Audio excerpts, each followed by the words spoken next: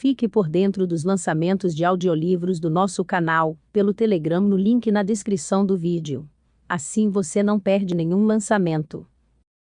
Apoie este canal para que possamos manter nosso projeto de distribuir audiolivros de qualidade gratuitamente para todos. A sua ajuda é essencial para mantermos o nosso trabalho. Faça uma doação pelo Pix de qualquer valor pela chave telefônica na descrição abaixo, ou pelo link do QR Code na descrição do vídeo. Se preferir transferência bancária, confira as informações na descrição abaixo. Muito obrigado. Quimera Audiolivros apresenta Os Sonhos, um livro de C.W. Leadbeater. Este volume estuda os sonhos. Trata-se de um dos mais completos, bem fundamentados e claros ensaios elaborado por um famoso pesquisador, que se fez conhecido tanto por seus dotes supranormais quanto pelos amadurecidos métodos didáticos que difundiu. De maneira agradável, Leadbeater revela para nós os complexos mecanismos do sonho e do sono, em particular os fatores que os determinam, os fenômenos ilustrativos da dramatização, da previsão e seus diversos simbolismos. Define, além disso, o que é a visão despida de fantasias, distinguindo os sonhos proféticos dos simbólicos, os nítidos e coerentes dos confusos e caóticos, além de comentar as várias experiências levadas a cabo, sobre o estado onírico, para, finalmente, explicar-nos os modos de preparar tanto a nossa parte física quanto a psíquica, tendo em vista a obtenção de sonhos confiáveis e iluminadores. Como veem, trata-se de um pequeno volume capaz de auxiliar qualquer pessoa que, de fato, se interesse em conhecer, esmiuçar e cultivar, pela via régia dos sonhos, o precioso mundo interior existente em cada um de nós. Introdução. Muitos dos assuntos com os quais os estudos teosóficos nos põem em contato acham-se distanciados das experiências e dos interesses da vida cotidiana. E a tal ponto se distanciam que, apesar de nos sentirmos arrastados até eles por uma atração que aumenta em progressão geométrica quanto mais os conhecemos e compreendemos, ficamos, no fundo de nossa mente, possuídos, por assim dizer, de um vago sentimento de irrealidade, ou, pelo menos, de inacessibilidade, durante o tempo em que deles nos ocupamos. Quando lemos sobre a formação do sistema solar, ou sobre os anéis e rondas de nossa própria cadeia planetária, não podemos deixar de sentir que o seu estudo, conquanto abstrato, é interessante e útil, por nos mostrar como o homem veio a ser o que é, embora só indiretamente, se relacione com a vida que estamos vivendo aqui e agora. Nada há, contudo, que se oponha ao presente estudo. Todos os leitores destas páginas tiveram sonhos. É mesmo provável que muitos deles sonhem frequentemente. Podem estar, portanto, interessados na explicação dos fenômenos do sonho com a ajuda da luz projetada pela investigação ao longo das linhas teosóficas. O método mais conveniente, em que podemos dispor os vários aspectos do nosso assunto será talvez o seguinte. Primeiro, considerar cuidadosamente o mecanismo físico, etérico e astral, por meio do qual as impressões são transmitidas à nossa consciência. Segundo, ver como a consciência, por sua vez, influencia e utiliza esse mecanismo. Terceiro, notar o estado tanto da consciência, como do seu mecanismo durante o sono. E, quarto, investigar como são, em consequência, produzidos os diversos tipos de sonho no homem. Porque estou escrevendo para estudantes de teosofia em geral, sentir-me-ei em liberdade para usar, sem maiores explicações, os termos teosóficos usuais, que presumo lhes sejam familiares, pois de outro modo, o meu pequeno livro excederia de muitos lindes prefixados. Se, entretanto, ele cair em mãos de leitor, para quem o uso ocasional desses termos represente alguma dificuldade, apresentar-lhe-ei minhas escusas, reportando-me, para esclarecimentos preliminares, a qualquer das obras elementares sobre teosofia, como as da senhora Annie Besant, a sabedoria antiga, e o homem, e seus corpos. Capítulo 2. O mecanismo. 1. Físico. Falaremos em primeiro lugar sobre a parte física do mecanismo. Temos em nosso corpo um grande eixo central de matéria nervosa, que termina no cérebro. Deste se irradia uma rede de fios de nervos em todas as direções. São esses fios de nervos, segundo a moderna teoria científica, que, por suas vibrações, transmitem ao cérebro as impressões de fora. O cérebro, recebendo tais impressões, as traduz em sensações ou percepções, de modo que, se eu ponho a mão em algum objeto e sinto que está quente, não é realmente a minha mão que sente, mas o meu cérebro, que está recebendo a informação que lhe comunicam as vibrações por intermédio de seus fios telegráficos, os feixes de nervos.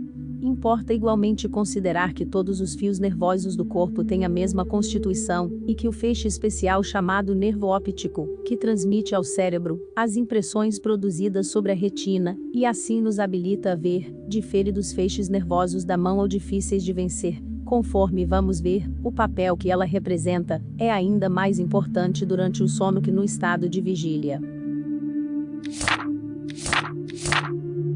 2. Etérico.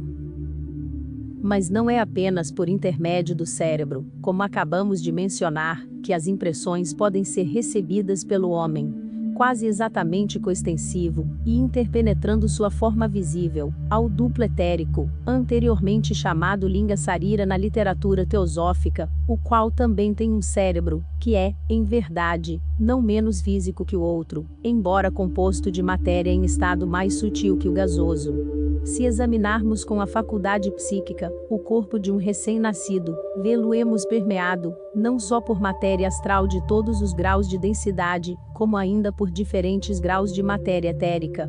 E, se nos dermos ao trabalho de retroceder o nosso exame desses corpos interiores até sua origem, veremos que foi com esta última matéria que os agentes dos senhores do karma fizeram o duplo etérico, o molde para a construção do corpo físico.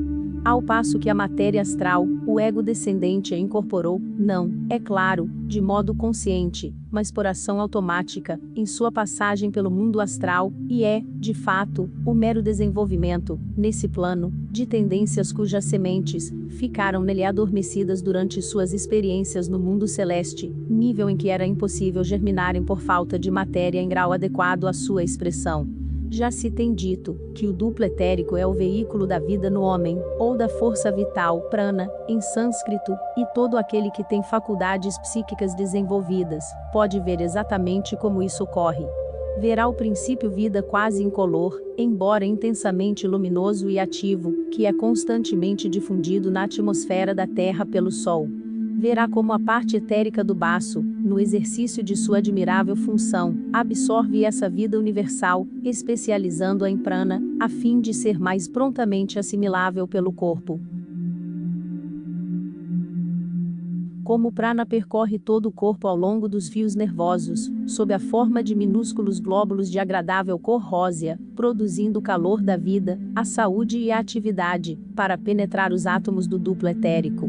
E, como, quando as partículas róseas são absorvidas, o éter vital supérfluo finalmente se irradia do corpo em todas as direções como luz de cor azul claro.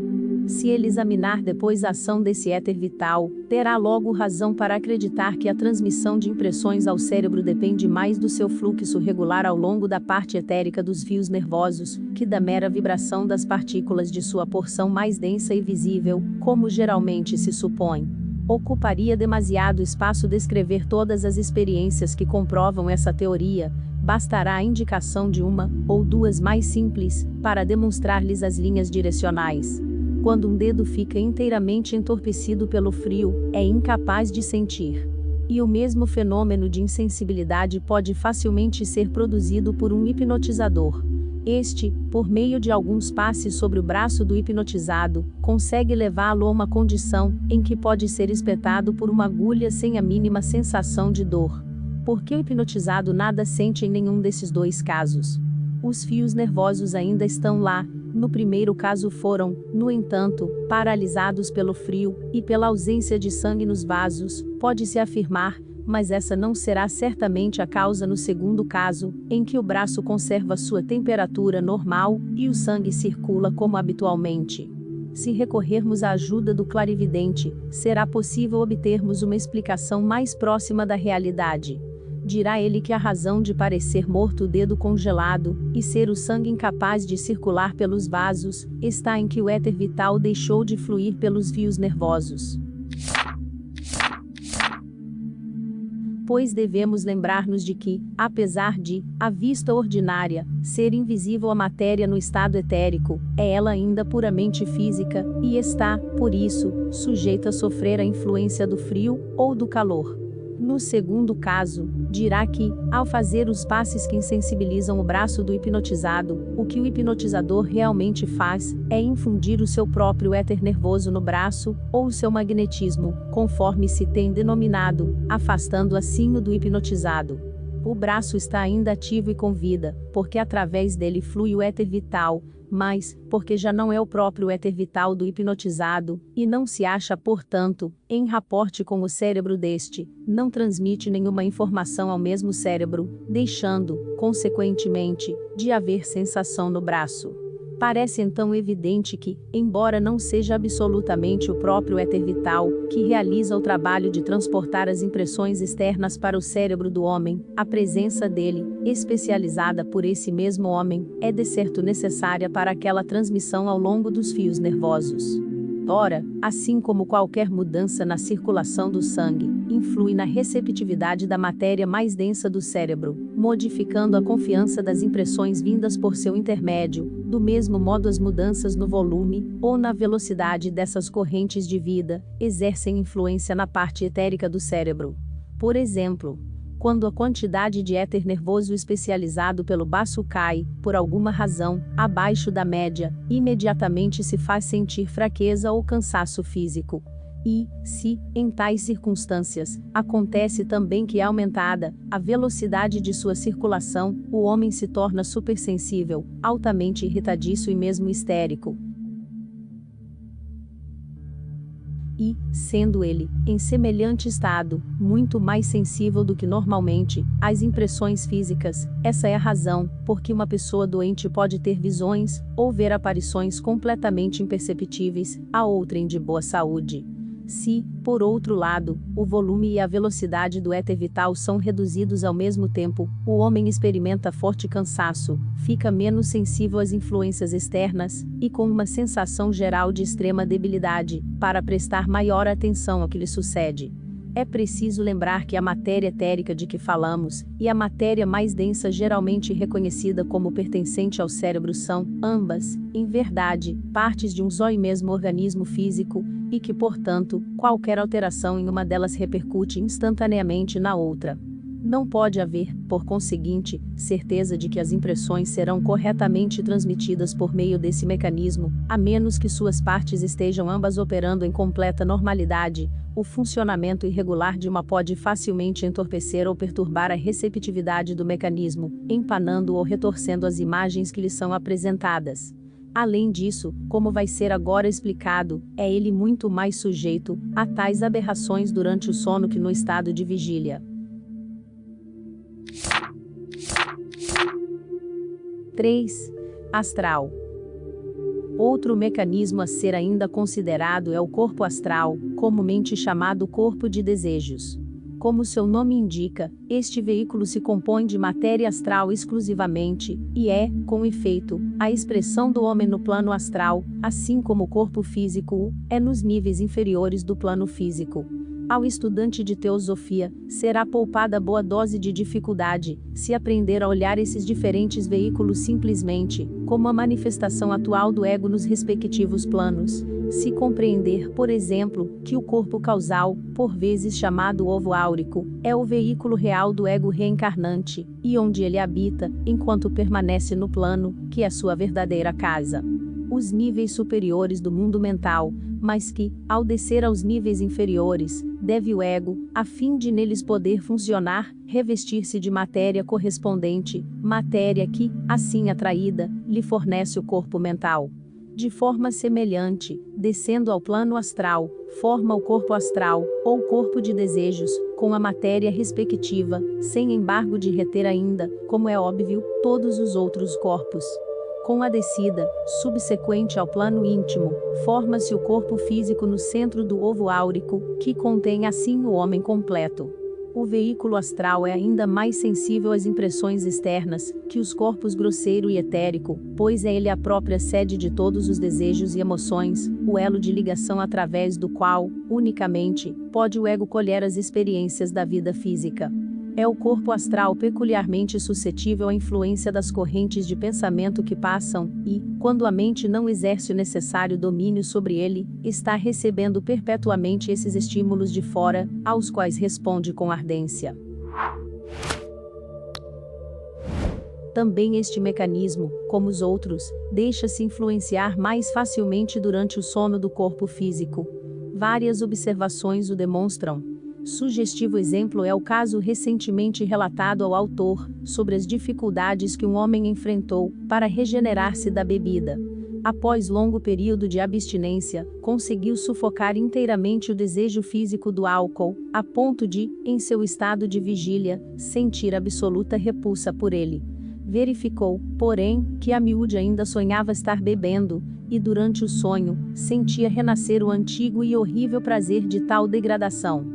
De dia, aparentemente, o desejo era mantido sob freio da vontade, e formas pensamento ou elementais transeuntes eram incapazes de lhe causar alguma impressão, mas no sonho, sentindo-se liberado, o corpo astral escapava do domínio do ego, e de tal modo reassumia sua natural e extrema suscetibilidade, que facilmente se tornava presa das influências nocivas, daí o imaginar experimentando mais, uma vez os deleites mórbidos do detestável vício.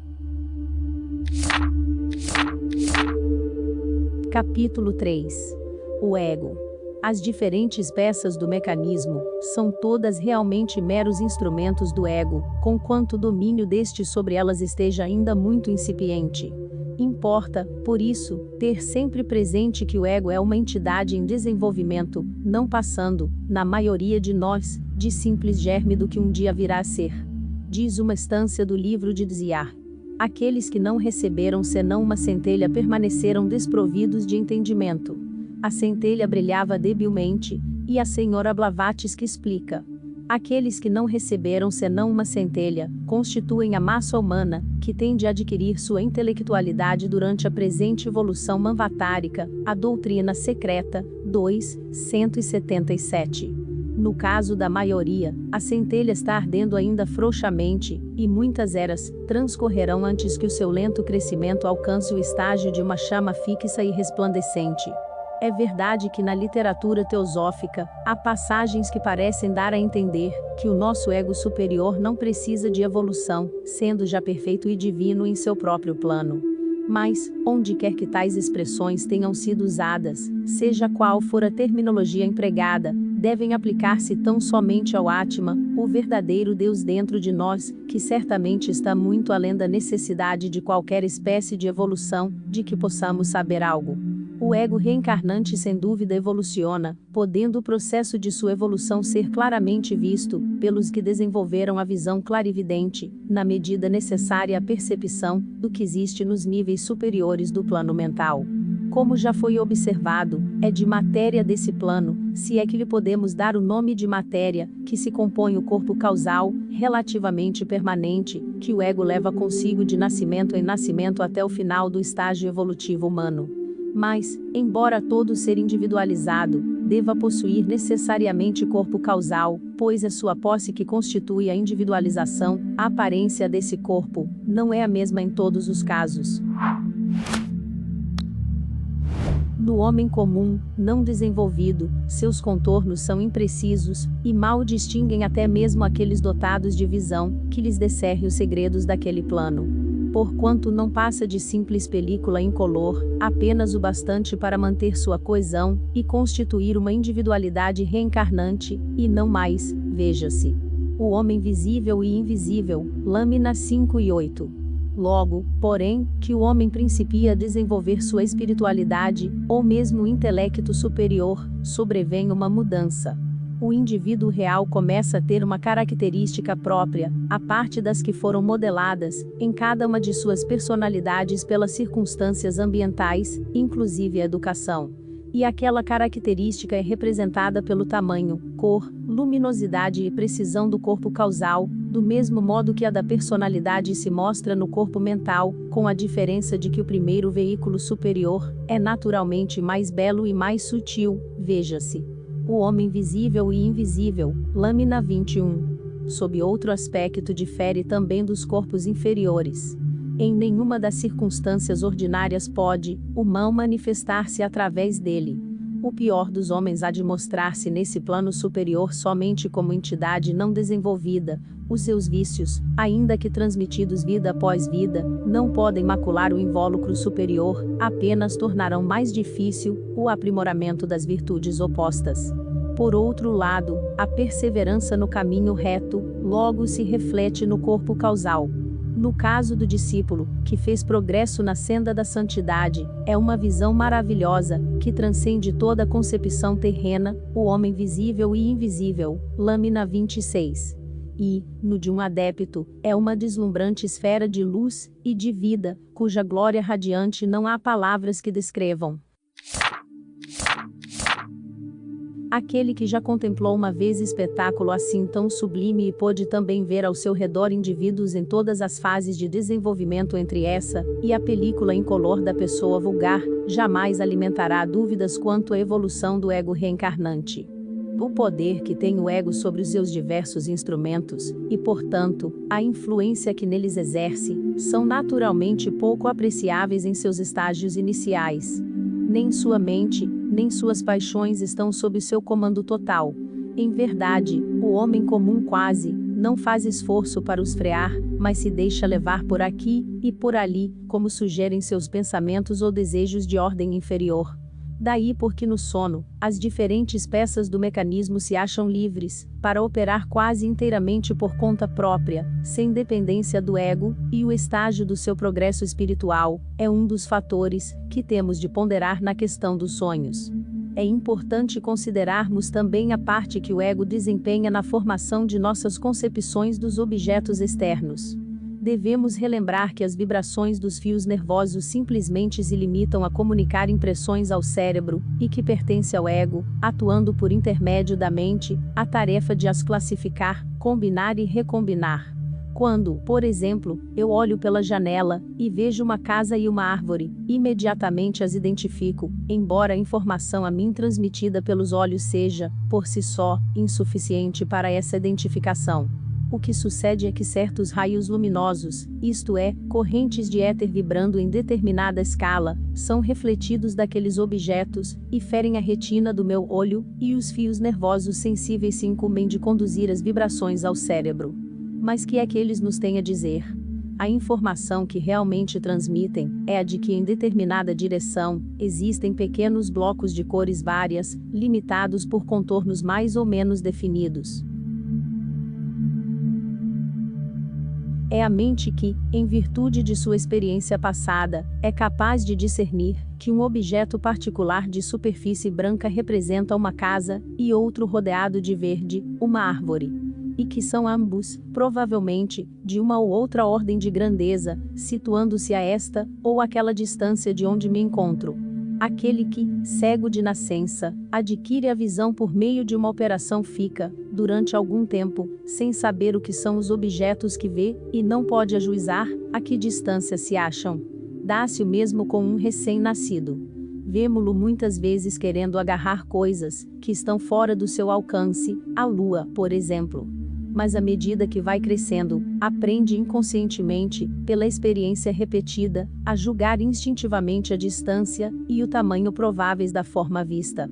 E até pessoas adultas podem, com facilidade, enganar-se quanto à distância e dimensão de qualquer objeto, que não lhe seja familiar, especialmente se o vê à luz difusa e incerta. Compreende-se, portanto, que a visão, só por si, não é um ponto absoluto suficiente para uma percepção exata. E que o discernimento do ego, atuando por intermédio da mente, é que conduz à identificação da coisa vista. E esse discernimento, além disso, não é um instinto peculiar da mente, perfeito desde o início, mas o resultado da comparação inconsciente de muitas experiências, pontos que devem ser objeto de cuidadosa atenção, quando chegarmos à próxima divisão de nosso assunto. Capítulo 4. O sono. Quando o homem entra em sono profundo, conforme abundante testemunho da observação clarividente, os princípios superiores, com o veículo astral, invariavelmente se ausentam do corpo físico, em cujas proximidades ficam pairando. É, em verdade, ao processo desse afastamento, que geralmente chamamos ir dormir. Ao considerar o fenômeno dos sonhos, devemos, portanto, ter em mente essa situação, para vermos como ela influi no ego e em seus vários mecanismos. Assim, no caso que vamos examinar, presumimos que o nosso sujeito está imerso em sono profundo, permanecendo o corpo físico quieto na cama, inclusive aquela sua parte sutil, que se costuma chamar duplo etérico, enquanto o ego, no corpo astral, flutua em cima com a mesma tranquilidade. Qual será, em tais circunstâncias, a condição e a consciência daqueles diversos princípios? 1. O cérebro. Quando o ego deixou assim, por algum tempo, de comandar o cérebro, não perdeu este inteiramente a consciência, como talvez se pudesse esperar. Evidenciou-se em várias experiências, que o corpo físico é dotado de uma vaga consciência intrínseca, inteiramente distinta da do ego e distinta também do mero agregado da consciência de suas células. Observou o autor, por várias vezes, o efeito dessa consciência, ao presenciar uma extração de dente sob a ação de gás anestésico. O corpo deixou escapar um grito confuso, e as mãos se ergueram num movimento instintivo, indicando claramente que até certo ponto foi sentida a operação. Mas, quando o ego reassumiu o comando 20 minutos depois, declarou que não havia sentido absolutamente nada. Sei que tais movimentos são em geral atribuídos à ação reflexa, e semelhante afirmação costuma ser aceita, como se fosse uma explicação real. A verdade, porém, é que não passa de uma frase, cujas palavras não esclarecem nada do que realmente se passou. Tal consciência, portanto, ainda funciona no cérebro físico, não obstante o ego flutuar acima dele. Mas o seu alcance é sem dúvida muito menor que o do homem propriamente dito, e, consequentemente, todas aquelas causas antes mencionadas, como de provável repercussão na atividade do cérebro, são então capazes de influenciá-lo em muito maior escala. A mais ligeira alteração no suprimento, ou na circulação do sangue produz agora graves transtornos, e é por isso que a indigestão, perturbando o fluxo sanguíneo, dá origem a sonhos agitados, ou maus sonhos, frequentemente. Mas, ainda quando inalterada, essa estranha e desordenada consciência apresenta muitas peculiaridades dignas de nota. Sua ação parece, em grande extensão, automática, e os resultados habitualmente incoerentes, desconexos e confusos em extremo. Parece incapaz de aprender uma ideia, exceto quando reveste a forma de uma cena, em que é o próprio ator, e daí porque todos os estímulos, sejam de dentro ou de fora, são imediatamente traduzidos em imagens perceptuais. É inábil para assimilar ideias abstratas, ou reter lembranças dessa ordem, as quais se convertem inconscientemente em noções imaginárias. Se, por exemplo, a ideia de glória puder ser sugerida a essa consciência, não tomará forma senão, como a visão de algum ser glorioso aparecendo diante do sonhador. Se for um pensamento de ódio, este somente será apreciado, como a cena na qual um ator imaginário manifestou violento rancor para com o sonhador. Além disso, toda direção local do pensamento significa para ele, de modo absoluto, um transporte espacial. Se, durante as horas de vigília, pensamos na China, ou no Japão, é como se o nosso pensamento no mesmo instante estivesse naqueles países. No entanto, sabemos perfeitamente que o nosso corpo não saiu de onde se encontrava um momento antes. No estado de consciência ora considerado, o ego não se acha presente para distinguir e comparar as impressões mais grosseiras. Por conseguinte, qualquer pensamento transitório, sugerindo a China ou o Japão, pode representar-se apenas como um transporte instantâneo e efetivo para aqueles países, e o sonhador ali se encontraria, de repente, cercado de todas as circunstâncias próprias de que pudesse acaso lembrar-se. Tem-se notado que, enquanto espantosas transições dessa espécie são demasiado frequentes nos sonhos, jamais o sonhador parece sentir qualquer surpresa ante o imprevisto delas. Este fenômeno é facilmente explicável, quando examinado à luz de observações como as presentes, porque na restrita consciência do cérebro físico, não existe nada que possa comportar tal sentimento de surpresa. Simplesmente ele percebe as cenas, como se apresentam à sua frente, carecendo de discernimento para juizar de sua sequência, ou da falta dela. Outra fonte de extraordinária confusão visível nesta semiconsciência é a maneira por que nela opera a lei de associação de ideias. É familiar a todos nós a notável ação instantânea desta lei na vida de vigília. Sabemos como uma palavra casual, um acorde musical, até mesmo o perfume de uma flor, pode ser suficiente para redespertar na mente uma cadeia de lembranças há muito esquecidas. Ora, no cérebro adormecido essa lei está sempre ativa, mas funciona sob curiosas limitações. Todas as associações de ideias, abstratas ou concretas, convertem-se em mera combinação de imagens.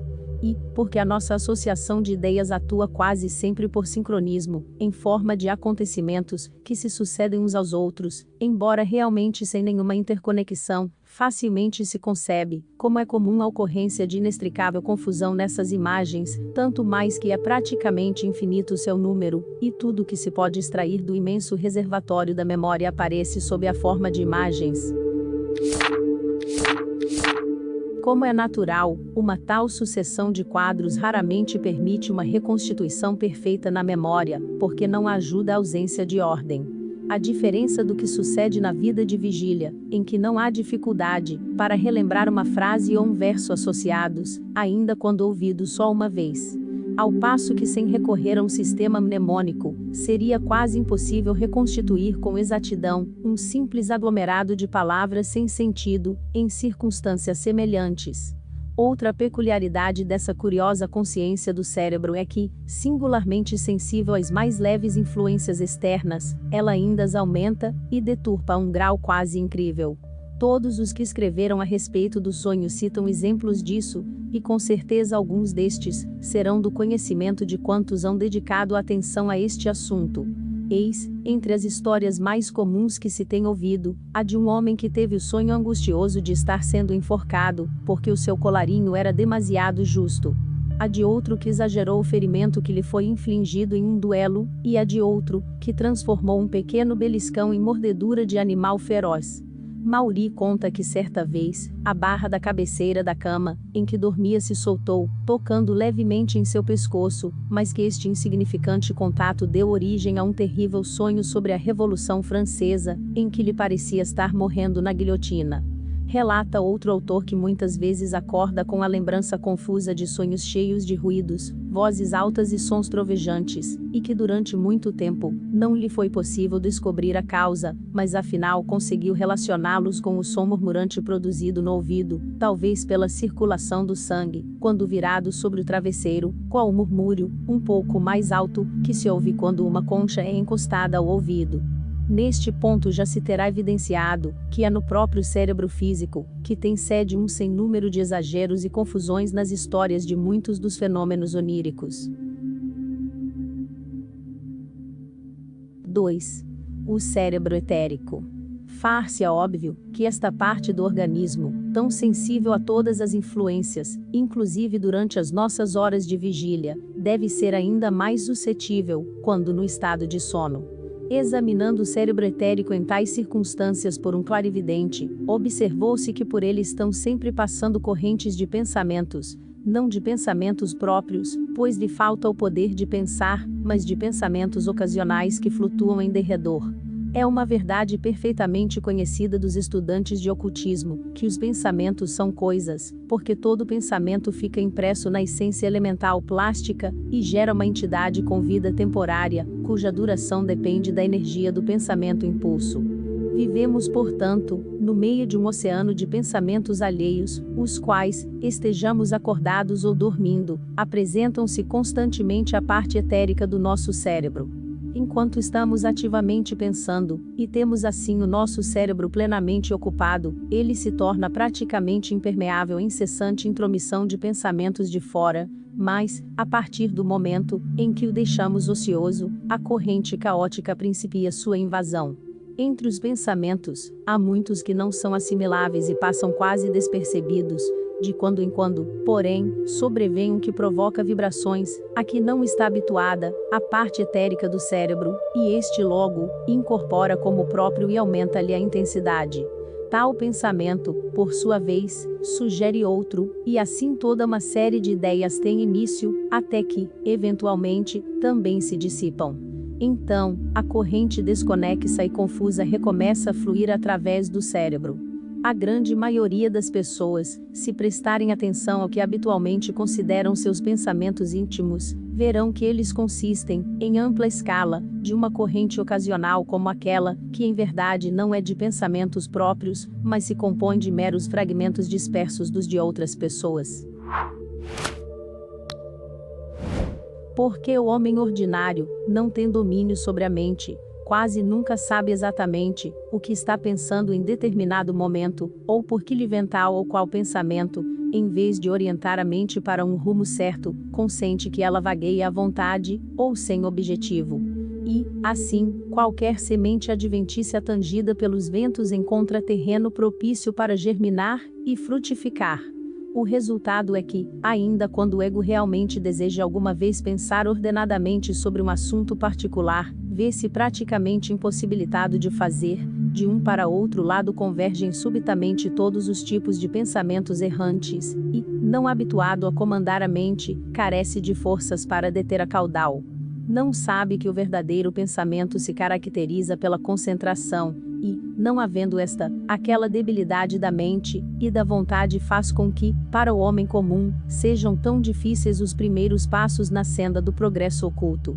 Além disso, já que no presente estado de evolução do mundo há provavelmente mais pensamentos maus do que bons em circulação ao redor dele, semelhante fraqueza da mente torna o homem exposto a toda sorte de tentações, que seriam de todo evitadas se houvesse um pouco de atenção e esforço.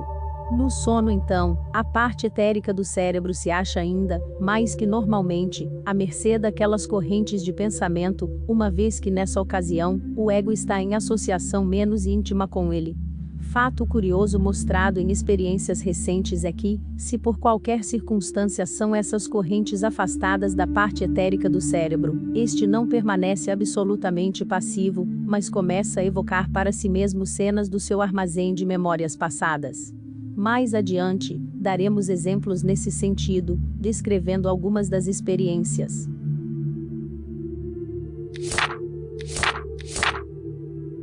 3. O corpo astral.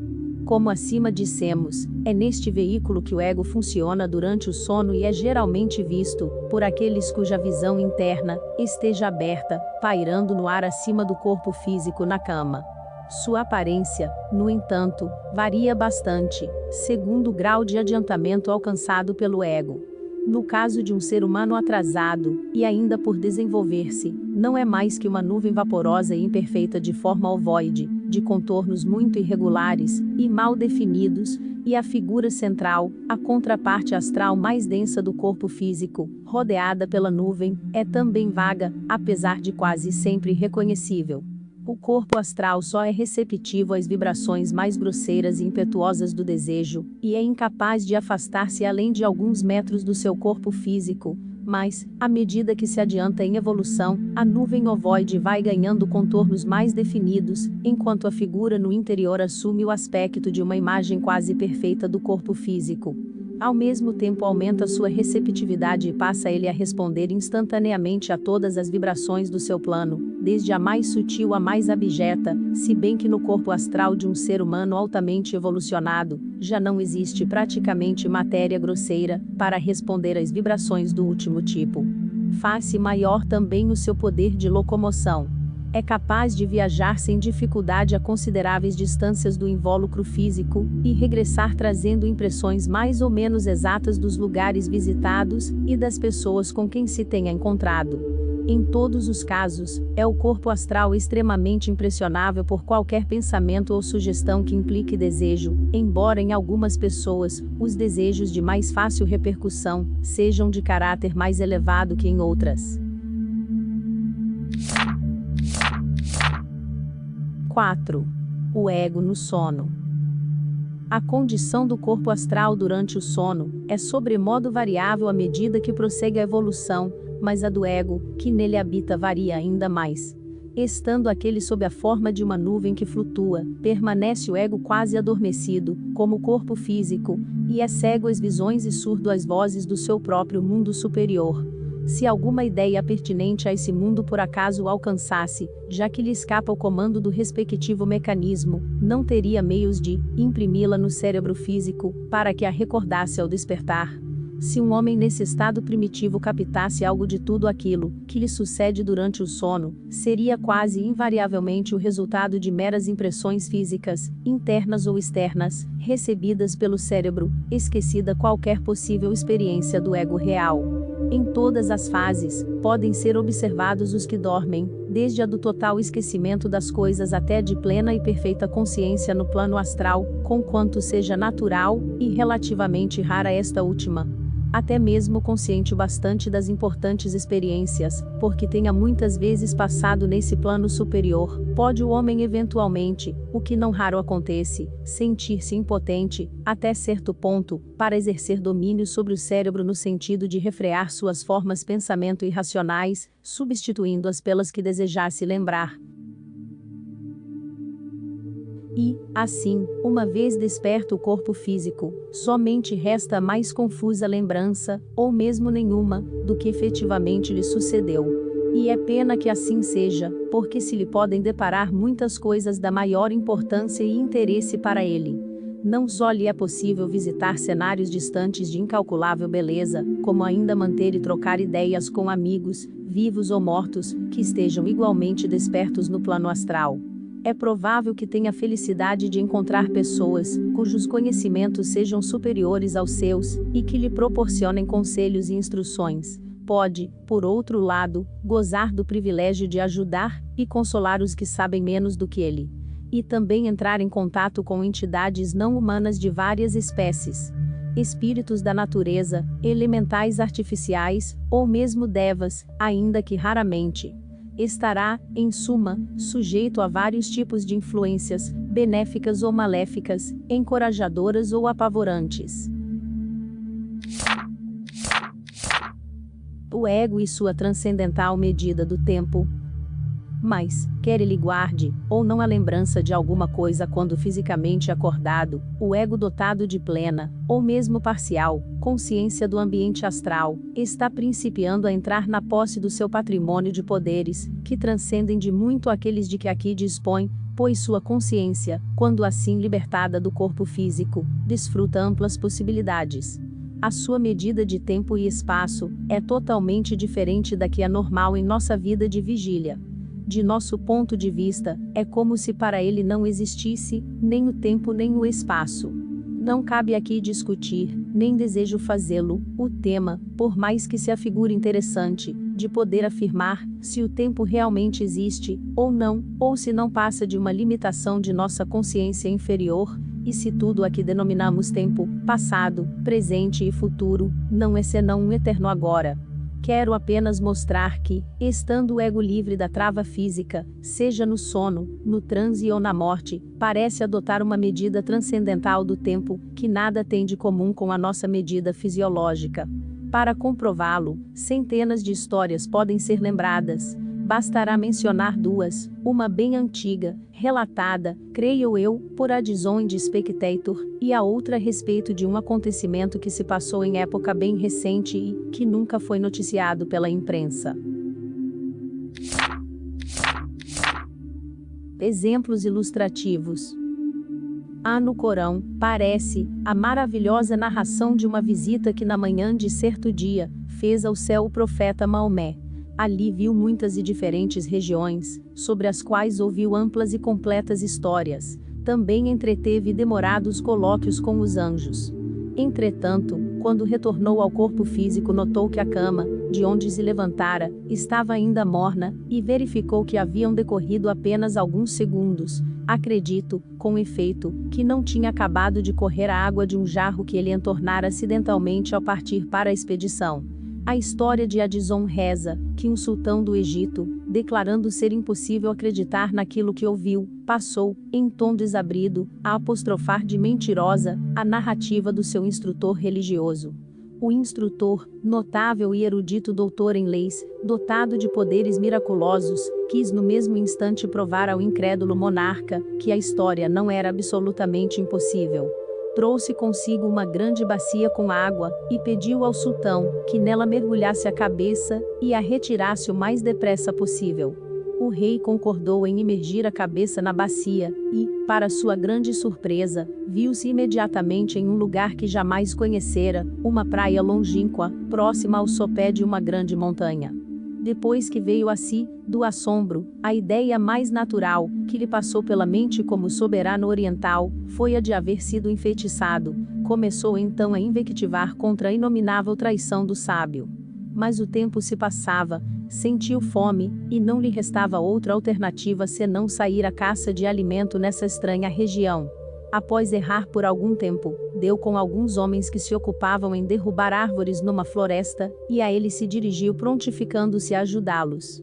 Aceitaram a proposta, e depois o levaram em sua companhia até a cidade em que residiam.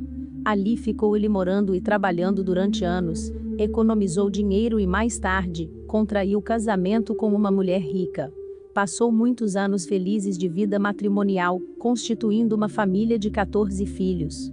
Mas depois que perdeu a esposa sofreu tantas adversidades que, por fim, reduzido à miséria, foi obrigado, já em idade provecta, a voltar ao antigo ofício de carregador de lenha.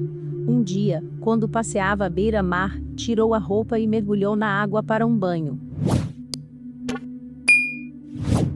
Ao erguer a cabeça e sacudir a água dos olhos, ficou pasmado de ver-se em pé no meio de seus antigos cortesãos, com o velho instrutor ao seu lado, e uma bacia de água na frente.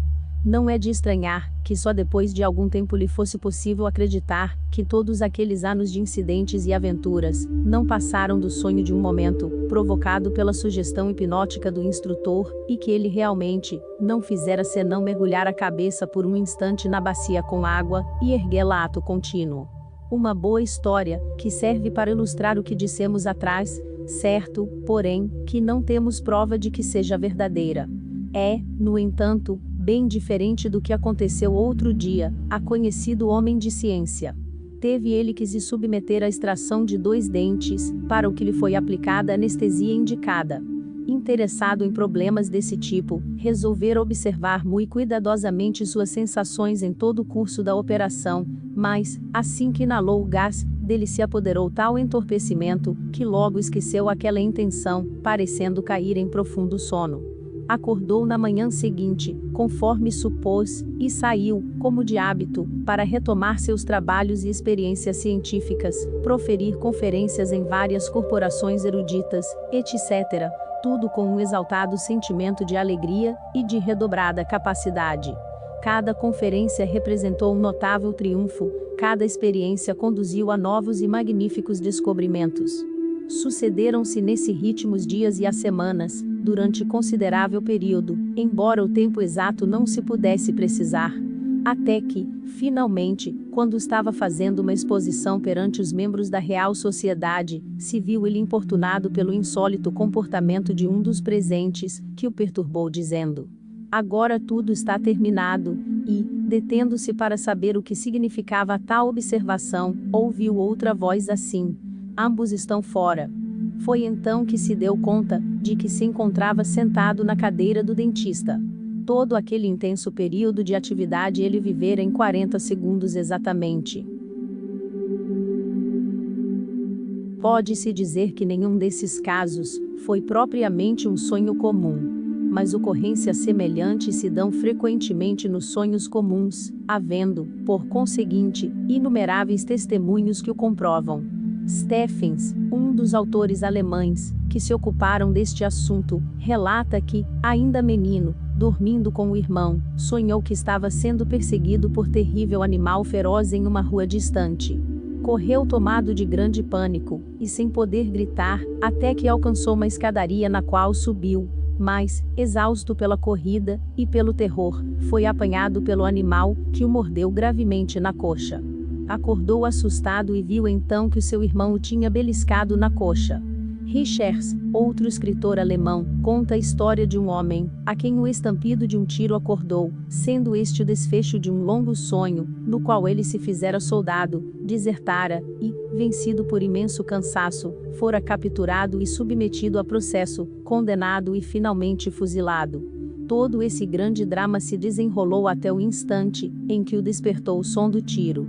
Há também a história do homem, que adormeceu numa cadeira de braços enquanto fumava um cigarro, e que, depois de sonhar com uma existência de incidentes durante anos e anos, acordou com o cigarro ainda aceso. Casos que tais poder se iam multiplicar em número quase infindável. O poder de dramatização. Outra notável peculiaridade do ego, a acrescentar a sua transcendental medida do tempo, é sugerida por algumas dessas histórias, e vem a ser a sua faculdade, ou talvez melhor dizendo seu hábito, de dramatização instantânea. Observar-se-á nos casos do tiro e do beliscão que precisamente acabamos de referir. O efeito físico que despertou a pessoa surgiu como o clímax de um sonho que aparentemente se prolongou por largo espaço de tempo, conquanto em verdade e obviamente sugerido pelo próprio efeito físico. Ora, a notícia, por assim dizer, desse efeito físico, quer tenha sido um som ou um contato, foi comunicada ao cérebro pelos fios nervosos, e semelhante transmissão exige certo lapso de tempo, só uma insignificante fração de segundo, sem dúvida, mas ainda assim uma quantidade definida, que é calculável e mensurável pelos delicadíssimos instrumentos usados na moderna pesquisa científica. O ego, quando fora do corpo, é capaz de perceber com absoluta instantaneidade, e sem o uso dos nervos. Consequentemente, é sabedor do que acontece justamente naquela infinitesimal fração de segundo, antes que a informação chegue ao cérebro físico. Nesse inapreciável espaço de tempo, parece que ele compõe uma espécie de drama ou série de cenas, que culminam e finalizam no evento, que acorda o corpo físico, e após o despertar sofre a limitação dos órgãos deste corpo, tornando-se incapaz de distinguir na memória entre o subjetivo e o objetivo, e daí o imaginar haver realmente participado no drama durante o sonho. Esse estado de coisas, contudo, parece ser peculiar ao ego que, do ponto de vista espiritual, está ainda relativamente subdesenvolvido, à medida que se processa a evolução, e o homem real passa a compreender sua posição e suas responsabilidades, transcende ele a fase dos alegres passatempos da infância. Assemelha-se ao homem primitivo, que vê todo o fenômeno natural sob a forma de mito. O ego não adiantado dramatiza todos os eventos que lhe caem sob as vistas. Mas o homem que alcançou a continuidade de consciência se encontra de tal modo absorvido em seu trabalho nos planos mais elevados, que lhe não sobra energia para outras coisas, e por isso deixa de sonhar. Faculdades de previsão. Outro resultado do método supranormal de medir o tempo, consiste na possibilidade de o ego fazer previsões, dentro de certos limites. Presente, passado e futuro, se lhe descerram, desde que o saiba ler, e não há dúvida, que ele assim antevê sucessos de importância ou interesse para sua personalidade inferior, na qual suas tentativas de gravá-los obterão maior ou menor êxito. No caso de um homem comum, são tremendas as dificuldades do caminho. Nem mesmo semidesperto ele se encontra, quase não exerce nenhum domínio sobre os seus diversos veículos. Não pode, assim, impedir que sua mensagem seja deturpada, ou de todo sobrepujada pelas ondas de desejo, pelas correntes de pensamento, que perpassam na parte etérica do cérebro, ou por algum pequeno distúrbio fisiológico no corpo denso. Levando em conta tudo isso, não é de estranhar, que só raramente sejam bem-sucedidas as suas tentativas. Uma ou outra vez, a previsão completa e perfeita de um acontecimento é trazida com nitidez dos domínios do sonho, mas na maioria das vezes, a cena chega desfigurada e irreconhecível, enquanto em outras tudo não passa de sensação imprecisa de uma desgraça iminente, e ainda mais frequentemente nada penetra no corpo. Argumenta-se por vezes que, se a previsão se cumpre, deve ser mera coincidência, pois, se os fatos pudessem ser previstos, é porque estariam preordenados, não havendo então o livre-arbítrio do homem. Sem dúvida, porém, que existe o livre-arbítrio, eis porque dissemos acima, que a presciência só é possível dentro de certos limites. Nos assuntos que dizem respeito ao homem comum, provável é que essa possibilidade seja em escala mais ampla, porquanto carece ele de vontade própria desenvolvida, digamos assim, e é, por conseguinte, criatura das circunstâncias. Seu karma faz com que se veja no meio de circunstâncias especiais, cuja ação sobre ele constitui o fator mais importante em sua vida, de tal modo que o seu futuro curso é previsível com certeza quase matemática. Quando consideramos o caudal de acontecimentos sobre os quais a ação do homem tem apenas diminuta influência, e também os efeitos, há de nos parecer pouco espantoso que, no plano onde se faz visível o resultado de todas as causas atualmente em jogo, possa ser predita extensa parte do futuro, inclusive nos seus pormenores. De que tal coisa seja factível temos um sem número de provas, não somente através dos sonhos proféticos, como pela segunda vista de habitantes do norte da Escócia, e pelas predições dos clarividentes, e é nessa projeção dos efeitos a partir de causas já existentes, que se baseia todo o esquema da astrologia.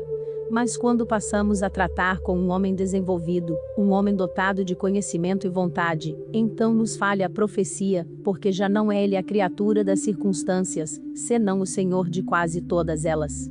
Em verdade, os acontecimentos principais de sua vida são dispostos de antemão pelo seu karma passado. Contudo, a maneira pela qual ele deixa que o influenciem, o seu método de comportamento em face dos mesmos, e o seu possível triunfo, isso não depende dele, e não pode ser objeto de previsão, exceto como probabilidades. Os seus atos nesse sentido, por seu turno, convertem-se em causas, gerando-se, destarte, cadeias de efeitos que escapam ao ordenamento original, e, por via de consequência, à exatidão do prognóstico. Encontramos uma analogia numa simples experiência de mecânica. Se for empregada certa quantidade de força para impulsionar uma bola, ser-nos-á impossível anular ou diminuir a força, a partir do momento em que a bola entrou em movimento, mas poderemos neutralizar ou modificar-lhe o impulso mediante a aplicação de uma nova força em sentido diferente. Uma força rigorosamente igual em direção oposta fará imobilizar a bola, uma força menor reduziria a velocidade, e qualquer força de outro lado terá o efeito de alterar-lhe tanto a velocidade como a direção. Eis o modus operandi do destino. É óbvio que em dado momento, está em jogo uma série de causas. Não havendo interferência, serão inevitáveis certos resultados, resultados que nos planos mais elevados parecem já presentes, podendo ser traçados com exatidão. Mas também é óbvio que um homem de vontade forte poderá, recorrendo ao emprego de forças novas, variar esses resultados, e tais modificações não poderiam normalmente ser previstas por um clarividente, a menos que novas forças houvessem depois entrado em ação. Alguns exemplos. 2 incidentes que vieram recentemente ao conhecimento do autor, representam excelentes ilustrações da possibilidade de previsão, e de sua modificação por efeito de uma vontade firme. Um cavalheiro que possui o dom da escrita automática recebeu certa vez, por esse meio, uma comunicação que se dizia procedente de uma dama, com quem ele mantinha relações superficiais. Na carta, mostrava-se ela muito contrariada, e em estado de profunda indignação. É que, tendo preparado uma conferência que ia proferir, não havia ninguém no salão à hora marcada. Sentiu-se, por isso, frustrada na apresentação do seu discurso. Encontrando-se com a dama alguns dias depois, e supondo que a carta se referia a um acontecimento passado, expressou-lhe ele o seu pesar pelo desapontamento. Com grande surpresa, respondeu ela que era tudo muito estranho, visto que ainda não estava pronta a conferência, sendo sua intenção pronunciá-la na próxima semana. Acrescentou esperar que a comunicação não significasse uma profecia. Mas, ao contrário, o que ficou provado é que se tratava realmente de profecia.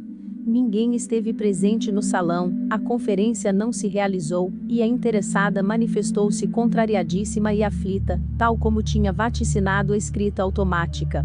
Que espécie de entidade inspirou a comunicação, não se sabe, mas a evidência foi uma, que se situava num plano, onde a previsão era possível, e bem podia ter sido realmente, como se mencionou, o próprio ego da conferencista, ansioso por mitigar-lhe o desapontamento que preveniu a mente no plano inferior. Se o foi, dir-se-á, porque não a influenciou diretamente, é admissível que estivesse de todo impossibilitado de o fazer, e que a mediunidade do amigo fosse o canal único de que dispunha para transmitir o aviso. Ainda que indireto método, conhecem os estudantes destes assuntos numerosos exemplos de comunicações idênticas, em que foi impossível recorrer a outros meios. Em outra ocasião, o mesmo cavalheiro recebeu, por processo igual, o que parecia ser uma carta de outra amiga feminina, relatando a longa e triste história de sua vida. Mostrava-se ela em estado de grande aflição e dizia que toda a dificuldade tivera origem em uma conversa, cujos pormenores expôs, com certa pessoa, que a persuadira, contra seus próprios sentimentos, a adotar determinado comportamento. E passou a descrever como, pouco mais ou menos depois de um ano, teve início uma série de acontecimentos diretamente atribuíveis a esse comportamento, e que culminaram na prática de um crime hediondo, arruindo-lhe a vida para sempre. Como no caso precedente, logo que o nosso cavalheiro se encontrou com a suposta autora da carta, referiu-se ao conteúdo desta. Nada sabia ela a tal respeito, e, sem embargo da forte impressão que lhe causaram as singularidades da história, convieram os dois em não lhe emprestar nenhuma significação. Decorrido algum tempo, e para grande surpresa da jovem, a conversa aludida na carta veio a realizar-se, sendo instada a assumir o comportamento cujo trágico desfecho fora prognosticado. Por certo que ela teria aquecido, insegura de seu próprio discernimento, se não fosse a lembrança da profecia, e foi esta lembrança que lhe deu força para resistir com a máxima determinação, ainda que tal atitude causasse estranheza e decepção ao seu interlocutor. Como não foi seguido o comportamento indicado na carta, o tempo da catástrofe vaticinada chegou e passou, sem nenhum incidente fora do normal. Assim podia ter ocorrido qualquer que fosse o caso, objetar-se-á talvez sim. Entretanto, se nos lembrarmos de quanto exatamente foi cumprida outra predição, teremos que admitir que a advertência transmitida pela carta provavelmente impediu a prática do crime. Se isso é verdade, está aí um bom exemplo de como podemos modificar o nosso futuro mediante o exercício de uma vontade firme. O pensamento simbólico. Outro ponto digno de atenção com referência à condição do ego, quando ausente do corpo durante o sono, é que parece ele pensar por meio de símbolos. Queremos dizer, o que em nosso plano seria uma ideia cuja expressão exigiria grande número de palavras, ao ego é perfeitamente transmissível através de simples imagem simbólica. Ora, quando um pensamento, como esse vem a ser impresso no cérebro e relembrado na consciência de vigília, sem dúvida que precisa de tradução. Muitas vezes é a mente que executa essa função, mas em outras o símbolo não vem acompanhado de sua chave, permanecendo, por assim dizer, sem tradução, e então surge a confusão. Muitas pessoas, no entanto, trazem desse modo símbolos, e tentam aqui dar-lhes interpretação. Em casos assim, cada pessoa tem o seu próprio sistema de simbologia. A senhora Crowe, em seu livro Lado Noturno da Natureza, página 54, escreve: sede uma senhora que sonha com um grande peixe sempre, que está na iminência de sofrer um infortúnio. Sonhou uma noite que o peixe havia mordido 2 dedos de seu filho. Imediatamente depois um colega do garoto lhe produziu um ferimento nos mesmos dedos com um pequeno machado. Encontrei várias pessoas que aprenderam, por experiência, a considerar determinado tipo de sonho como prognóstico certo de um infausto acontecimento. Há, porém, alguns pontos em que estão de acordo muitos destes sonhadores. Por exemplo, que sonhar com águas profundas significa um desgosto prestes a sobrevir, e que sonhar com pérolas é um sinal de lágrimas. 5. Os fatores dos sonhos. Examinada assim a condição do homem durante o sono, vemos que são os seguintes os fatores capazes de influir na produção dos sonhos. 1. O ego, que pode encontrar-se em qualquer estado de consciência, desde a insensibilidade quase completa até o domínio total de suas faculdades, e que, ao aproximar-se desta última condição, vai entrando cada vez mais na posse de certos poderes, os quais transcendem os que geralmente possuímos em nosso estado normal de vigília. 2. O corpo astral, sempre agitado com turbulentas ondas de emoção e desejo. 3. A parte etérica do cérebro, pela qual passa uma incessante procissão de quadros sem conexão entre si. 4. O cérebro físico inferior, com sua semiconsciência infantil, e seu hábito de expressar todos os estímulos em forma pictórica. Ao dormirmos, o nosso ego se recolhe mais em si mesmo, e deixa que seus corpos, mais livres, sigam seu próprio caminho. Deve-se lembrar, porém, que a consciência desses veículos, separada, quando lhes é dado mostrá-la, é de caráter muito rudimentar. Se acrescentarmos que cada um daqueles fatores é então infinitamente mais suscetível às impressões de fora que em outros momentos, veremos não haver muita razão para estranhar que a memória de vigília, uma espécie de síntese de todas as diferentes atividades que se verificam, seja quase sempre confusa. Vamos agora, com tais pensamentos em nossa mente, ver como os diferentes tipos de sonhos habituais devem ser expostos. Capítulo 5. Os sonhos. 1. A visão verdadeira. A verdadeira visão não pode ser propriamente classificada como sonho. É um caso em que o ego vê a ocorrência de algum fato num plano superior da natureza, diretamente ou por inspiração de uma entidade mais adiantada. Seja como for, tem o ego conhecimento, ou a percepção de coisas que o interessam, ou contempla alguma visão gloriosa e elevada, que o estimula e fortalece. Feliz o homem a quem semelhante visão advém com nitidez suficiente, para abrir o seu caminho através de todos os obstáculos, e fixar-se com firmeza em sua memória de vigília. 2. O sonho profético. Este sonho deve ser também atribuído exclusivamente à ação do ego, que o prevê por si mesmo, ou se inspira em algum acontecimento futuro para o qual deseja preparar sua consciência de vigília. É possível certo grau de certeza e veracidade nessa antevisão, conforme a capacidade do ego para captar os fatos, e, tendo-os captado, imprimi-los no cérebro de vigília. Às vezes, o evento é daqueles que se revestem de aspecto grave, como a morte, ou um desastre, sendo por isso óbvio, o motivo do ego para a tentativa de gravá-lo. Em outras ocasiões, porém, o fato previsto não carece aparentemente de importância, e nos é difícil compreender, porque o ego se preocuparia com o mesmo. Sem dúvida é sempre possível que, em tal hipótese, o fato recordado signifique apenas um pormenor mínimo de alguma visão muitíssimo mais extensa, não tendo o restante chegado ao cérebro físico. É claro que muitas vezes, o vaticínio tem caráter premonitório, e não faltam ocasiões em que a advertência tenha sido levada em consideração, vindo o sonhador a escapar da morte, ou de um acidente.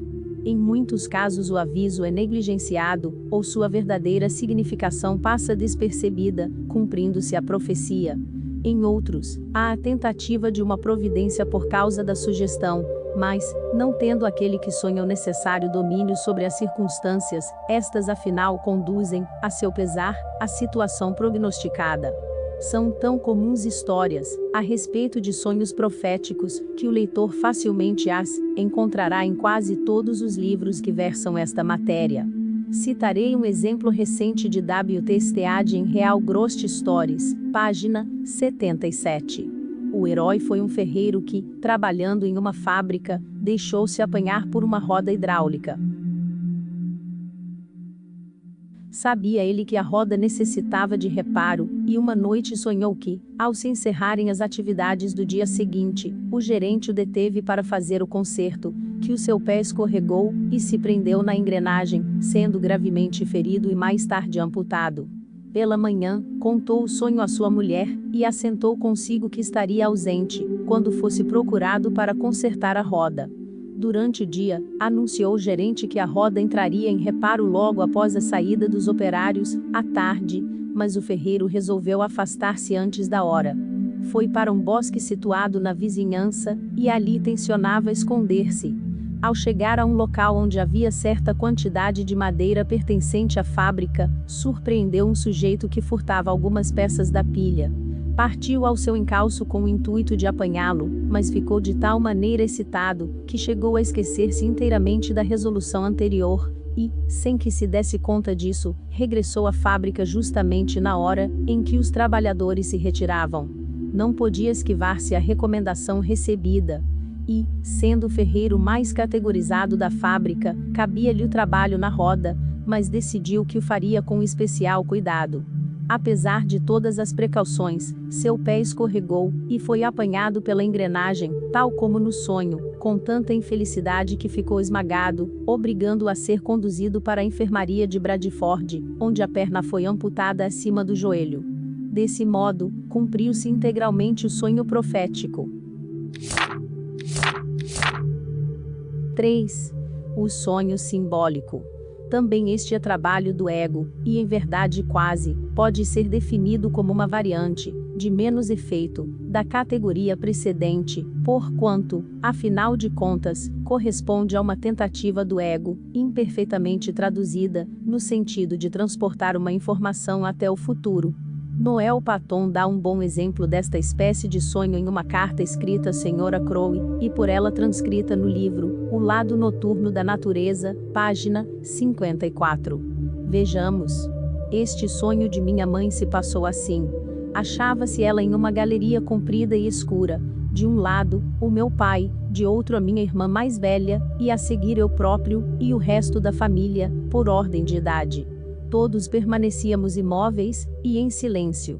Eis senão quando ele entrou, aquele algo inacreditável que, projetando na frente sua sinistra sombra, envolveu todas as trivialidades do sonho precedente numa sufocante atmosfera de pavor. Entrou furtivamente, descendo os 3 degraus, que iam da entrada à câmara de horror, e minha mãe sentiu que era a morte. Carregava sobre o ombro um pesado machado, e viera, assim imaginou ela, para destruir todos os seus filhinhos de um só golpe.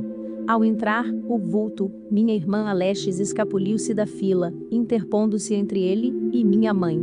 Aí o vulto ergueu o machado, e desferiu um golpe em minha irmã Catarina, golpe que minha mãe, horrorizada, não pôde interceptar, embora agarrasse um tamborete de 3 pés com essa intenção. Viu que não podia arremessar o tamborete sobre o fantasma sem atingir Alexis, que se precipitara entre ambos.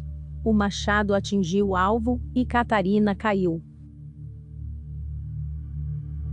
Novamente o implacável vulto brandiu o machado sobre a cabeça de meu irmão, que era o próximo da fila, mas nesse ínterim, Alexis se escondera em algum lugar por trás do fantasma, e minha mãe, soltando um grito de pavor, atirou-lhe na cabeça o tamborete. Então ele se desvaneceu, e ela acordou. Passados 3 meses, eu e meus irmãos fomos todos acometidos de febre amarela. Minha irmã Catarina faleceu quase imediatamente, sacrificada, conforme minha mãe supôs, pela extrema apreensão dela, minha mãe, quanto a Alexis, que parecia estar em perigo mais iminente. O sonho profecia fora em parte cumprido. Eu também estive às portas da morte, desenganado pelos médicos. Minha mãe, porém, não perdeu a esperança, e confiava em minha recuperação. Mas, quanto ao meu irmão, considerado em estado desesperador, e sobre cuja cabeça, ela, no sonho, vira um machado em pendência, os seus receios eram demasiado grandes, porque ela não se recordava de haver, ou não sido consumado, o golpe na ocasião, em que o espectro desaparecera. Meu irmão restabeleceu-se, mas teve uma recaída, e apenas escapou com vida. O mesmo não sucedeu a Alexis. Durante 1 ano e 10 meses a pobre menina padeceu. E eu lhe segurava a pequenina mão quando morreu. Eis como se realizou o sonho. É curioso observar a exatidão com que se verificaram os pormenores do simbolismo, inclusive na parte referente ao suposto sacrifício de Catarina para a salvação de Alexis, e a diferença no modo como ambas morreram. 4. O sonho nítido e coerente. Este sonho pode às vezes significar uma reminiscência, mais ou menos exata, de uma verídica experiência astral, porque tenha passado o ego quando se encontrava fora do corpo físico adormecido. Ou, talvez mais frequentemente, a dramatização, pelo ego, da impressão produzida por um insignificante som, ou contato físico, ou ainda de alguma ideia passageira que lhe houvesse ocorrido. Exemplos deste último já os mencionamos, e do outro também existem muitos.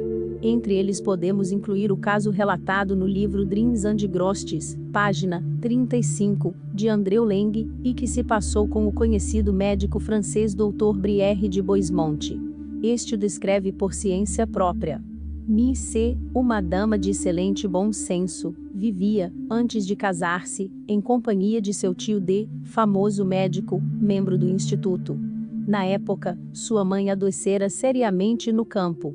Uma noite a moça sonhou que havia, pálida e moribunda, tendo-se agravado seu estado de saúde por motivo da ausência dos dois filhos, um que era vigário na Espanha, e o outro, a própria moça que morava em Paris.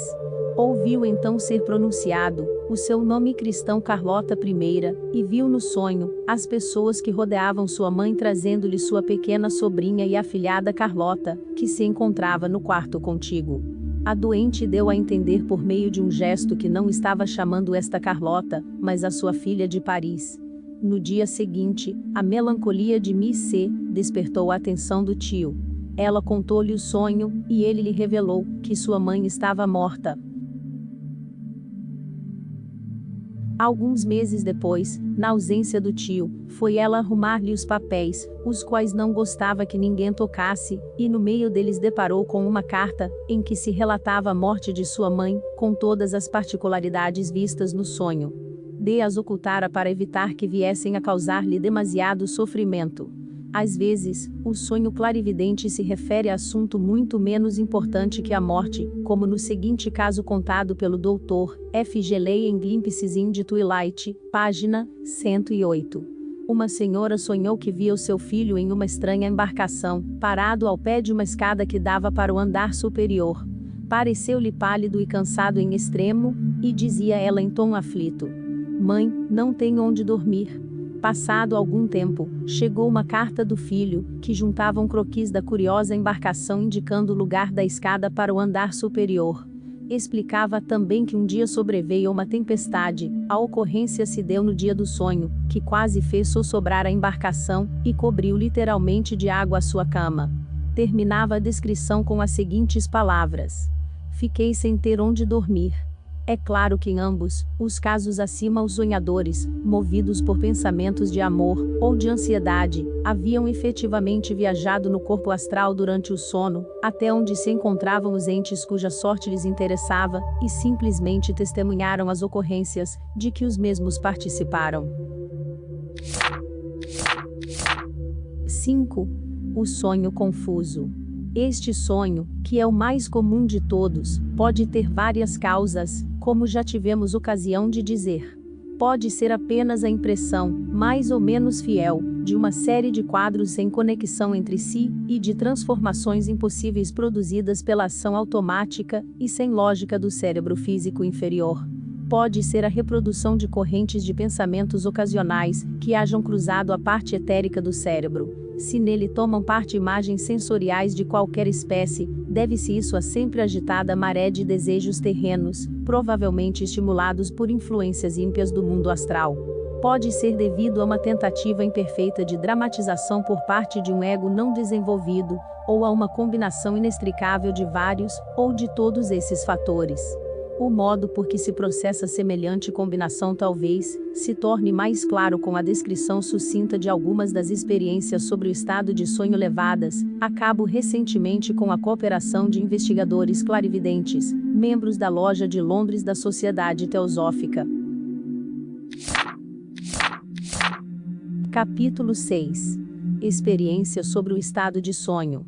O objetivo especial das investigações, parte das quais vou agora descrever, consistiu em descobrir se era possível impressionar o ego de uma pessoa comum, durante o sono, por forma suficiente a torná-lo capaz de recordar-se do que se havia passado, quando viesse a despertar. Desejava-se também, na medida do possível, descobrir quais os obstáculos que habitualmente se antepunham a essa lembrança. A primeira experiência tentada recaiu em um homem médio, de pouca instrução e de aspecto exterior rude, um tipo de pastor australiano, cujo invólucro astral, que se via flutuando por cima do corpo, apresentava-se externamente como pouco mais que uma nuvem imprecisa e vaga. A consciência do corpo sobre a cama mostrava-se confusa e carregada no tocante às partes densa e etérica da estrutura. A primeira, a parte densa, respondia até certo ponto aos estímulos de fora. Por exemplo, o cair de 2 ou 3 gotas de água fazia o cérebro evocar, embora com alguma demora, a cena de fortes bategas de chuva, quanto a parte etérica do cérebro, era um canal passivo através do qual fluía uma corrente contínua de pensamentos desconexos, a cujas vibrações só esporadicamente respondia, assim mesmo parecendo fazê-lo com acentuada lentidão. O ego, que pairava em cima, revelava o seu estado não desenvolvido e de semiconsciência, mas o invólucro astral, conquanto impreciso e sem forma definida, dava sinais de grande atividade. O corpo astral flutuante pode, em qualquer ocasião, deixar-se influenciar com facilidade pelo pensamento consciente de outra pessoa. Fez-se, nesse caso, experiência no sentido de afastá-lo até curta distância do corpo físico na cama. O resultado, porém, foi que, ao afastar-se além de alguns metros, era visível o mal-estar de ambos os veículos, tornando-se necessário renunciar à tentativa, pois um afastamento maior levaria o homem a acordar, provavelmente em estado de grande terror. Certo cenário foi escolhido, um belíssimo panorama descortinado do alto de uma montanha tropical, e o operador o projetou com nitidez na consciência de sonho do ego. Este o captou e examinou, se bem que de maneira confusa e incompreensível. Depois de colocado à sua frente, o cenário durante algum tempo, despertou-se o homem para ver se o recordava como sonho. Sua mente, contudo, nada absolutamente registrou a esse respeito, não trazendo-lhe a menor reminiscência do estado de sono. Sugeriu-se que a corrente contínua de formas pensamento estranhas, que lhe passavam pelo cérebro, constituía possivelmente um obstáculo, distraindo-o e tornando-o impermeável às influências de seus princípios mais elevados. E por isso construiu-se uma concha magnética ao redor do seu corpo, a fim de impedir a entrada daquela corrente, tentando-se outra vez a experiência. O cérebro, assim privado de seu alimento normal, começou pouco a pouco, e como em sonho a repassar cenas da própria vida do homem no passado, mas, sendo novamente acordado, não se modificou o resultado. Sua memória estava totalmente em branco, tal como no caso da cena antes apresentada diante dele, sem embargo de que tivesse uma vaga ideia de haver sonhado com acontecimentos de sua vida pretérita. A essa altura foi a experiência abandonada por impraticável, era evidente que se tratava de um ego pouco desenvolvido, e cujo princípio kármico era demasiado forte para oferecer alguma possibilidade de êxito. Outra experiência com o mesmo homem, em época posterior, já não representou um malogro tão completo. O cenário, preferido neste caso, era sobremodo excitante, consistindo em um incidente do campo de batalha, o que, tudo indicava, havia de exercer, naquele seu tipo de mente, influência maior que a da paisagem.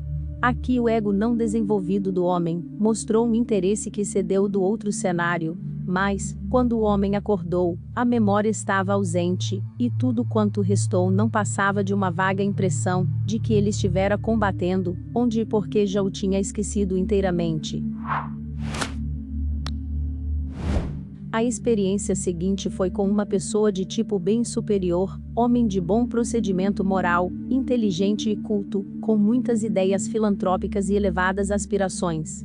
Em seu caso, o corpo denso respondeu instantaneamente à prova da água numa extraordinária cena de enorme temporal, o que, por seu turbo, repercutiu sobre a parte etérica do cérebro, despertando, por associação de ideias, uma série de cenas, vividamente representadas. Quando semelhante perturbação cessou, a corrente habitual de pensamentos começou a desfilar. Observou-se, porém, que provocava no cérebro uma reação em escala muito maior, cujas vibrações eram igualmente muito mais fortes, iniciando-se em cada caso uma sequência de associações, que não raro desviavam a corrente estranha durante considerável espaço de tempo. O veículo astral apresentava contornos mais definidos em sua formação ovoide, e a matéria astral mais densa do interior era uma perfeita reprodução do corpo físico. E, quando os desejos se mostravam menos ativos, o próprio ego assumia um grau muito mais elevado de consciência. O mesmo corpo astral, nesta experiência, podia afastar-se até a distância de várias milhas do corpo físico, sem aparentemente ocasionar a mais leve perturbação em nenhum deles. Quando a paisagem tropical foi submetida ao ego, imediatamente este lhe deu a mais prazenteira atenção, admirando e contemplando suas belezas com todo o entusiasmo. Passado o êxtase no fim de algumas horas, foi o homem despertado, mas o resultado se revelou algo desapontador. Sabia que tivera um sonho magnífico, mas foi incapaz de recordar-lhe as minúcias, e os poucos e fugazes fragmentos que sua mente reteve, eram simples remanescentes de divagações do próprio cérebro.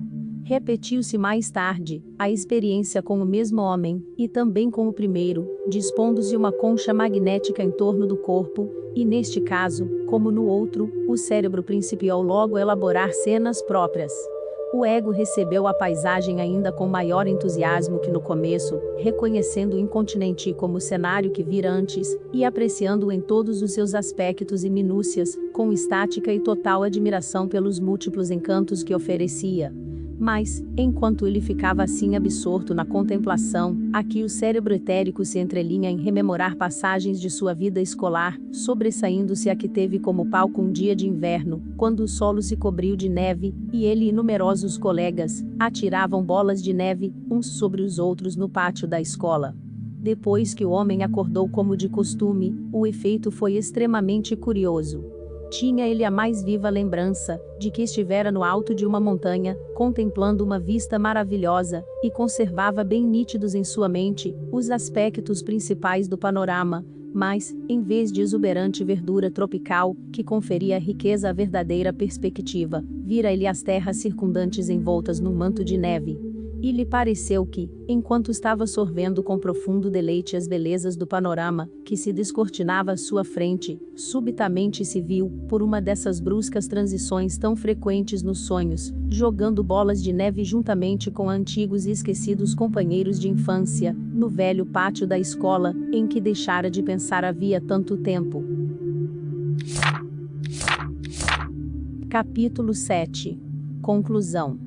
As experiências acima demonstram, sem sombra de dúvida, e com clareza suficiente, como a lembrança de nossos sonhos é, na maioria das vezes, caótica e incoerente. Incidentemente explicam também porque algumas pessoas, em que o ego não está desenvolvido, e são fortes os desejos mundanos de várias espécies, nunca sonham, e porque muitas outras são capazes não raro, quando favoráveis às circunstâncias, de trazer uma confusa recordação da aventura noturna. Vemos, além disso, que, se um homem pretende colher em sua consciência de vigília os frutos do que o seu ego aprendeu durante o sono, é-lhe absolutamente necessário adquirir o domínio dos seus pensamentos, subjugar todas as paixões subalternas, e afinar a mente com coisas nobres. Se quiser dar-se a pena de formar, durante a vida de vigília, o hábito do pensamento firme e concentrado, não tardará em verificar que o benefício ganho por esse meio não se limita ao dia a dia de sua atividade. Que aprenda a conter sua mente, para mostrar que também é dono desta, assim como de suas paixões inferiores. Que se esforce com perseverança em adquirir o comando total dos pensamentos, a fim de saber a todo tempo, com segurança, aquilo em que estiver pensando, e por quê, e verá que o seu cérebro, assim exercitado para ouvir tão somente as sugestões do ego, ficará tranquilo quando não em uso, e se recusará a receber, e fazer-lhes eco, as correntes ocasionais do oceano de pensamento circundante. E desse modo já não será impermeável às influências dos planos menos materiais, onde o discernimento é mais apurado, e o juízo mais verdadeiro, que em nosso plano inferior. A execução de um ato elementar de magia pode contribuir para ajudar algumas pessoas a adestrar a parte etérica do cérebro. As cenas que aí se desenrolam, quando desviada a corrente de pensamentos de fora, serão tais que, provavelmente, não obstarão a lembrança das experiências do ego mais do que o fluxo agitado dos próprios pensamentos. Assim, o afastamento dessa corrente impetuosa, que encerra uma dose muito maior de mal que de bem, significa um apreciável passo em direção ao objetivo desejado. E isso pode conseguir-se perfeitamente sem grande dificuldade. Que o homem, quando for deitar-se para dormir, pense na aura que o envolve e deseje com firmeza que a superfície dessa aura se converta em uma concha de proteção contra a invasão de influências estranhas. A matéria áurica obedecerá ao seu pensamento e formar-se-á realmente uma concha em seu derredor, evitando-se a corrente. Outro ponto que tão incisivamente se evidenciou em nossas ulteriores investigações, diz respeito à imensa importância do último pensamento na mente do homem ao cair no sono. Este é um aspecto que jamais assode a grande maioria das pessoas, apesar de nelas influir tanto física como moral e mentalmente. Temos visto quão passiva e facilmente se deixa o homem influenciar enquanto está dormindo. Se entra nesse estado com o pensamento voltado para coisas dignas e elevadas, ele, em consequência, atrai para perto de si elementais criados pelos pensamentos afins de outros seres humanos. O repouso é suave e tranquilo, e a sua mente abre-se às impressões dos planos superiores e fecha-se para as inferiores, porque ele a está dirigindo para o trabalho no sentido correto. Se, ao contrário, entra no sono com pensamentos impuros e mundanos a lhe atravessarem o cérebro, atrai as criaturas grosseiras e más que se achem por perto, e o seu sono é agitado pelas ondas maléficas da paixão e do desejo, que o tornam cego às luzes e surdo aos sons procedentes dos mundos superiores. Ao teosofista sincero cumpre envidar tudo o que estiver ao seu alcance, para focar seus pensamentos no mais alto nível de que seja capaz, antes de emergir no sono. Para se lembrar de que, cruzando o que parece apenas ser o portal do sonho, talvez alcance dali a pouco admissão naqueles reinos maravilhosos somente onde, é possível a verdadeira visão.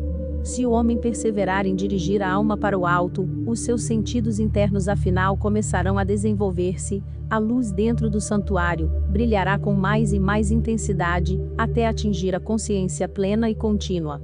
E então ele deixará de sonhar.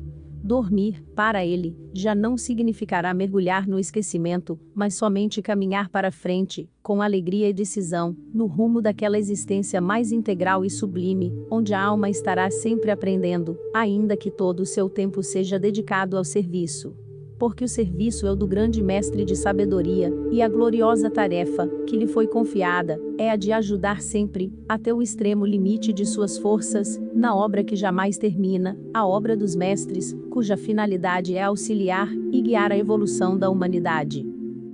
Apoie este canal para que possamos manter nosso projeto de distribuir audiolivros de qualidade gratuitamente para todos. A sua ajuda é essencial para mantermos o nosso trabalho. Faça uma doação pelo Pix de qualquer valor pela chave telefônica na descrição abaixo, ou pelo link do QR Code na descrição do vídeo. Se preferir transferência bancária, confira as informações na descrição abaixo. Muito obrigado. Fique por dentro dos lançamentos de audiolivros do nosso canal, pelo Telegram no link na descrição do vídeo. Assim você não perde nenhum lançamento.